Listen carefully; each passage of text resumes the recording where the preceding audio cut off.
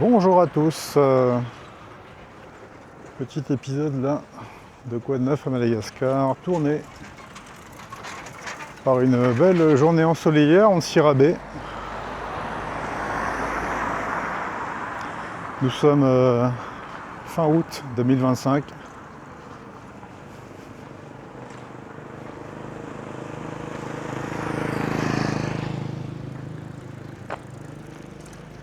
Alors quoi de neuf? Eh bien le Grand Sud. Le Grand Sud dont les épisodes ont commencé à apparaître. Le premier épisode où on descend jusqu'à Yous, et Yous qu'on va atteindre là dans le prochain. Donc j'ai coupé la journée de tournage en 2 épisodes. Et je vous recommande de regarder la deuxième partie. On va rouler sur le plateau de Yorumbe, après en Balavo, au soleil couchant. Donc là, ce qu'on voit, c'est des ventes de friperies, de sacs à dos, parce que ça va être la rentrée des classes. Et donc, tous les petits gamins vont s'acheter un nouveau sac pour la nouvelle classe. D'habitude, c'est des baskets.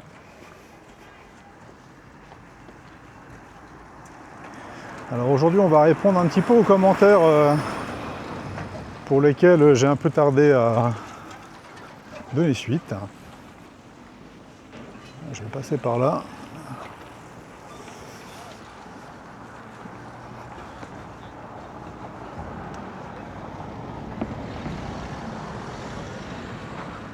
Alors on m'a demandé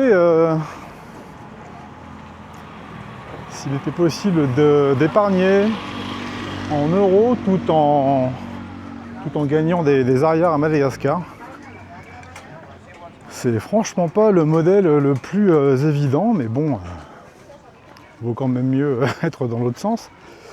Enfin, toutefois, si vous avez énormément d'arrières en revenus locaux, eh bien vous aurez 2 moyens, hein. C'est soit de effectivement faire des retraits à l'étranger avec une visa ou faire des virements. Là, je ne sais pas au niveau des banques locales, au niveau des virements vers l'étranger, ce qu'on va vous prendre comme commission et comme taux de change. Et ça risque d'avoisiner les 5 à 10% sans problème. Et puis après, il y a la solution plus ou moins illégale qui est d'aller changer des euros dans la rue. Donc les gens qui ont des euros, les touristes viennent souvent se faire solliciter, notamment avenue de l'Indépendance à Tana, pour échanger à un meilleur taux que dans les banques et les bureaux de change leurs euros. Et puis il y a des locaux là qui ont des arrières et qui cherchent des euros, ce qui explique en fait qu'on ait ces taux avantageux. Ce qui est recherché, c'est l'euro. Donc voilà, ça sera possible, mais quand même, réfléchissez à votre modèle économique et à vos moyens de déplacer l'argent si vous n'êtes pas que à Madagascar avant. Parce qu'il y a des frais, ça peut un peu frotter.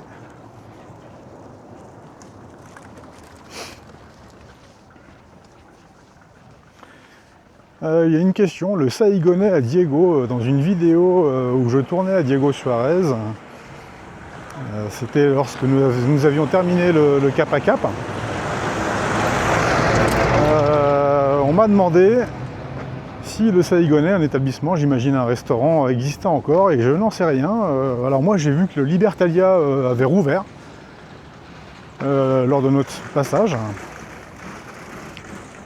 Voilà, si parmi les spectateurs il y en a qui connaissent le Saïgonais, eh ben, je vous invite à mettre un petit commentaire.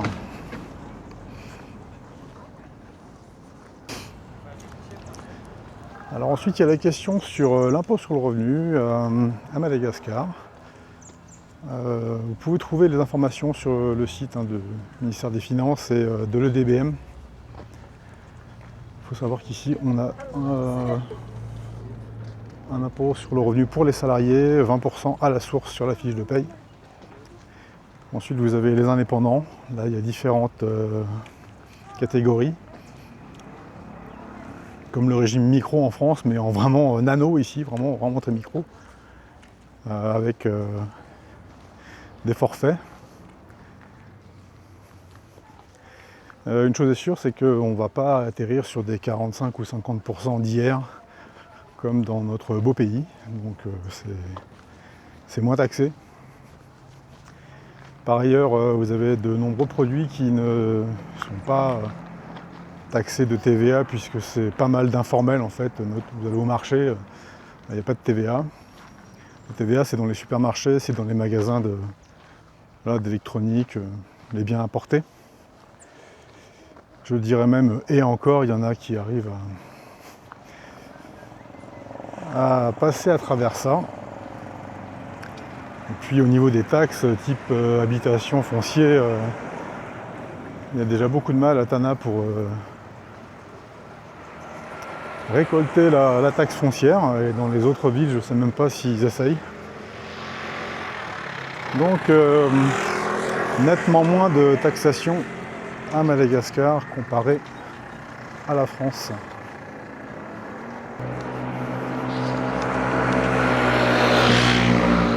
Alors après on me faisait aussi la remarque que le cours de l'arrière n'était pas celui que j'avais donné dans telle ou telle vidéo, donc s'il vous plaît, regardez un petit peu les graphiques, mais voilà, ça fait quelques années que ce cours fluctue, plus ou moins entre 4700 et 5200 arrières par euro. Et il est relativement stabilisé finalement. On peut penser à une opération de la part de la France, de l'UE, des bailleurs de fonds, auprès de la Banque centrale malgache pour que l'arrière n'ait pas de sursaut trop violent, ce qui aurait des conséquences importantes au niveau social. Donc on est toujours à peu près aux alentours de 5000 pour le moment en 2025. Bon, vous voyez là, j'arrive sur l'avenue de l'Indépendance.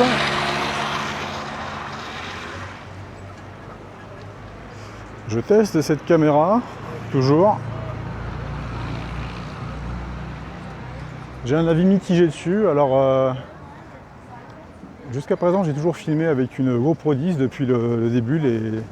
Toutes les vidéos de Madagascar 261 sont tournées avec cette petite GoPro dont je suis très content. Mais cette GoPro a un problème majeur, c'est l'autonomie des batteries, et un deuxième problème, on va dire, c'est qu'elle bug. Donc nécessaire de réinitialiser le matériel. Et puis là, c'est une DJI Action 5. Bon bah voilà, il y a des trucs qui vont pas là, vous verrez peut-être, mais quand on a le soleil, on a un artefact, c'est-à-dire un flare. Il y a un reflet en forme de trompette verte là, ils appellent ça la trompette à flare. Vous cherchez ça sur YouTube, il n'y a que un ou deux youtubeurs qui en parlent. On a vraiment que tous les autres, on a l'impression que l'ensemble des autres ont été achetés pour dire du bien de cette caméra. Donc là je vais la tester après en circuit, on va voir. J'ai aussi acheté un filtre parce que visiblement pour régler le problème, il faut mettre un filtre polarisant. Et on va voir si elle est vraiment aussi bien que ça. Plus le petit problème aussi d'activation qui nécessite une application sur smartphone. Si votre téléphone n'est pas compatible, vous avez une caméra qui ne marche pas. Donc moi je suis parti 10 jours en voyage avec une caméra inutilisable. Donc, merci DJI. Donc pour l'instant j'attends de voir si elle est aussi extraordinaire et magnifique et super géniale par rapport à la GoPro que ça. Mais J'ai commencé par les points négatifs, on va dire.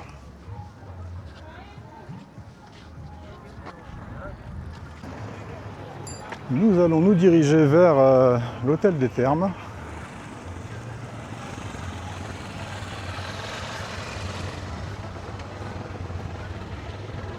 Pour la suite des sujets. Alors, bon, le gros morceau dans cette vidéo, c'est le bilan du voyage en France.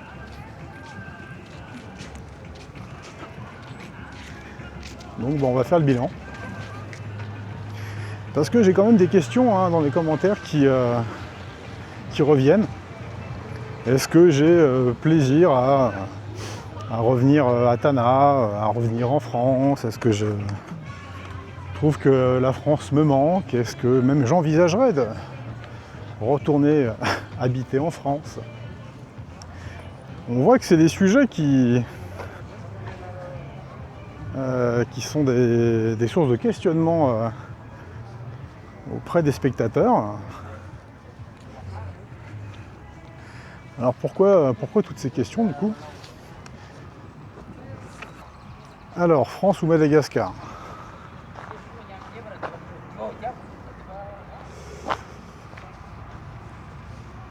Eh ben, on va régler par thématique. Sécurité ou liberté? Souvent on parle de sécurité. Je parle pas de la sécurité physique des personnes, parce que j'ai l'impression qu'en France, vu le nombre de faits divers, c'est beaucoup plus tranquille à Madagascar. C'est pas qu'il se passe rien, mais c'est qu'en France, ça, franchement, on a l'impression que ça part un peu en cacahuète là. Il se passe pas un jour sans qu'il y ait un truc. Mais quand je parle de sécurité, par rapport à la liberté, je parle de ce qu'on laisse en liberté pour demander à l'État de nous fournir de la sécurité. Alors fournir de la sécurité, qu'est-ce que ça veut dire? Ça veut dire système de santé, ça veut dire police, armée, diplomatie, tout ce qui est régalien, on va dire. Donc on sent à payer un impôt lourd. On courbe l'échine face à l'administration et à toutes ces contraintes. Touriste italien. Et puis en échange, voilà, on a un État qui nous fournit de la sécurité, de la tranquillité. Bon, ici c'est pas du tout pareil. Pas du tout le même type de pays, c'est pas, pas le même type de développement, pas la même taille d'État, pas la même démographie. Donc ici votre sécurité, vous ne l'attendez pas de la police et de la justice, et puis voilà, c'est plutôt le comportement que vous aurez, des choix de faites attention et tout va bien se passer. Après, la France, on est dans un pays de consommation, on est dans une société de consommation depuis l'après-guerre. Ici, la société de consommation, on va la rencontrer surtout dans les grandes villes, surtout à Tana, un peu à Tamatave et puis à Antsirabe. Mais c'est une petite frange de la population qui y a accès. Je vous cache pas qu'évidemment c'est mondial, dès que les gens en ont les moyens, ils le peuvent, ils vont se ruer sur...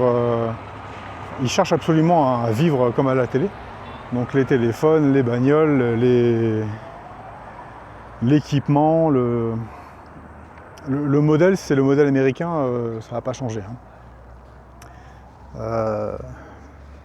Le monde entier fonctionne comme ça.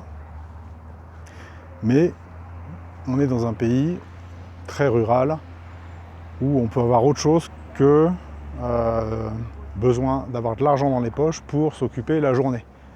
On peut faire autre chose que de dépenser, que d'être dans la conso. On peut avoir des activités de plein air, on peut faire des voyages, on peut faire des circuits, moto, vélo, à pied. On peut avoir beaucoup d'activités qui ne dépendent pas d'un mode de consommation, voire de surconsommation, donc ça n'a rien à voir. Après, il y a le coût de la vie. Moi, j'ai estimé entre 5 et 10 fois moins cher.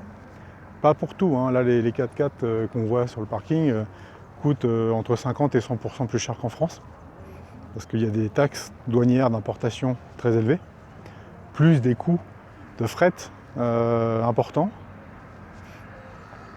Parfois aussi des opérateurs qui font des marges qui n'ont pas trop de concurrence, donc ils se fichent un petit peu de savoir si c'est concurrentiel ou pas, ils y vont.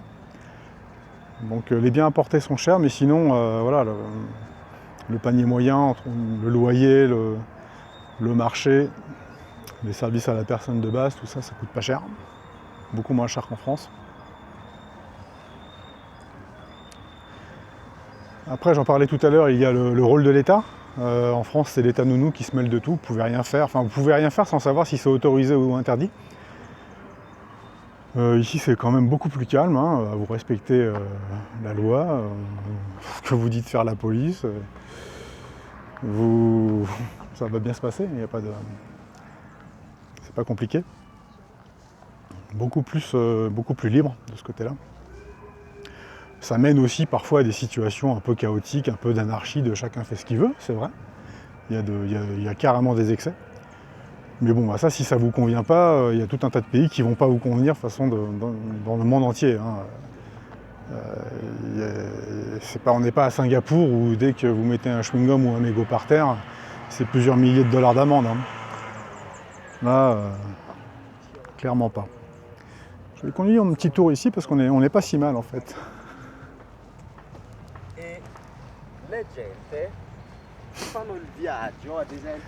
Alors il y a un autre point encore, ce sont les relations humaines.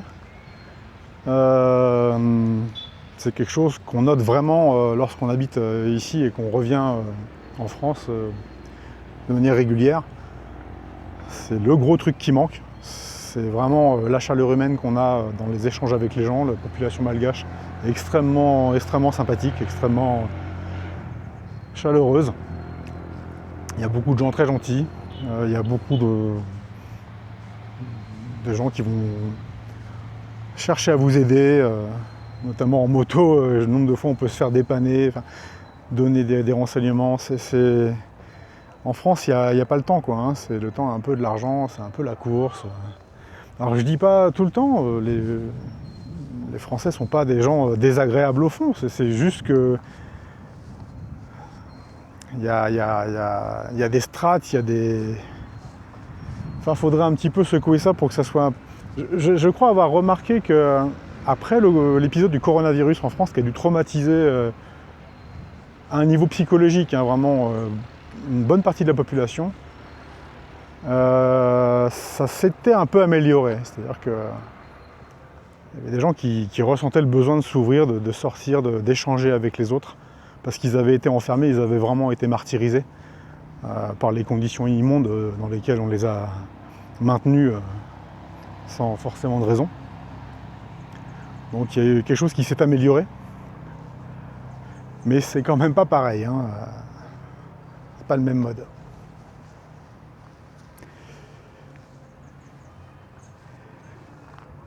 Et puis après, on pourrait parler de l'épanouissement. Alors l'épanouissement, la fameuse pyramide de Maslow, hein, voilà. Ça passe par quoi? Ça passe certainement par la liberté, mais ça passe par les moyens d'avoir des activités, des relations, de l'espace, du temps, une qualité de vie qui permettent aux individus d'être épanouis. Bon, si vous avez des passions, si vous avez vraiment des choses qui vous occupent, vous pouvez faire l'impasse sur certains agréments de la vie. Mais tout le monde n'est pas dans ce cas-là.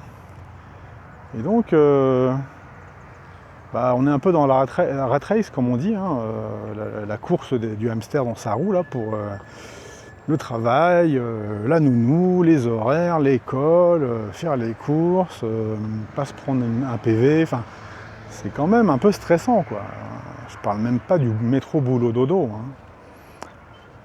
Donc, voilà, hein, ici, le stress, pas vraiment. Alors au final, pour conclure cette petite liste de sujets qui viennent lorsqu'on se pose la question France-Madagascar, on peut se poser la question aussi de vie ou survie. Je pense que je vais aborder ces sujets dans des vidéos ultérieures, à partir de quand on est dans un mode vraiment survie, pour pouvoir passer dans d'autres considérations, elles, de joie de vivre. Sujet qui ne concernerait pas forcément que la polarité France-Madagascar, mais qui peut concerner en fait les choix de vie. Est-ce qu'on reste où on est? Est-ce qu'on va voir ailleurs si l'herbe n'est pas plus verte? C'est un peu toute la question, quoi. Donc on parlera plus tard, je pense, aussi d'expatriation et d'émigration.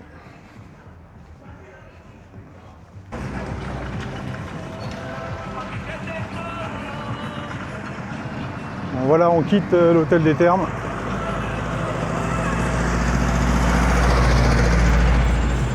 Donc c'était un peu pour le bilan du voyage en France que je suis en train de faire et dont je vous reparlerai un peu plus tard. Je sais que là, la vidéo va plus intéresser des Français peut-être, ou des Français d'origine malgache de la diaspora qui se posent cette question. Mais bon, de temps en temps, je fais des rues de Tana, c'est pour peut-être plus les malgaches, donc voilà. Des fois, il y a des vidéos qui s'adressent pas exactement aux mêmes spectateurs. Bon, c'est pas grave, la prochaine fois, ça sera un circuit, ça sera une fac moto, ça sera un épisode dans les rues de Tananarive. En attendant,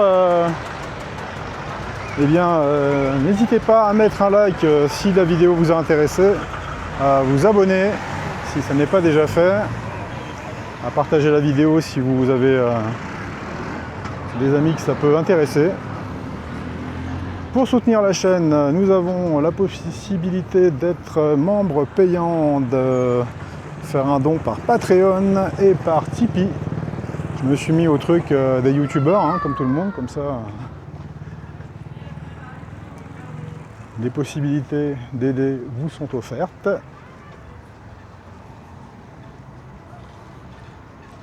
Et puis bien sûr, commentaires, questions et idées, n'hésitez pas. Vous voulez réagir, rebondir sur des propos que j'ai tenus ici, donner votre avis. Je lirai ça avec beaucoup d'attention. Ici on a une gargote à café. Je pense que je vais boire un café ici, moi. Et puis petite question, petit point d'interrogation pour terminer cette vidéo. Et vous, la France, est-ce que c'est ok? Est-ce que c'est pas ok? Voilà, n'hésitez pas aussi à me donner votre avis. On en reparlera plus tard, de toute façon, je pense.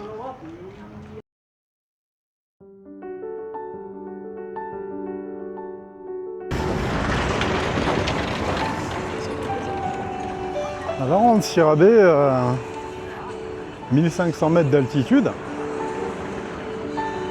On a des saisons tranchées et puis on a des différences de température dans la journée assez importantes. Par exemple, là, on doit être sur des températures de 24 à 27 degrés la journée. Là. Mais je peux vous assurer que en t-shirt, déjà, il fait chaud. Là. Et puis vers 17 h, ça va descendre. Puis cette nuit, on va être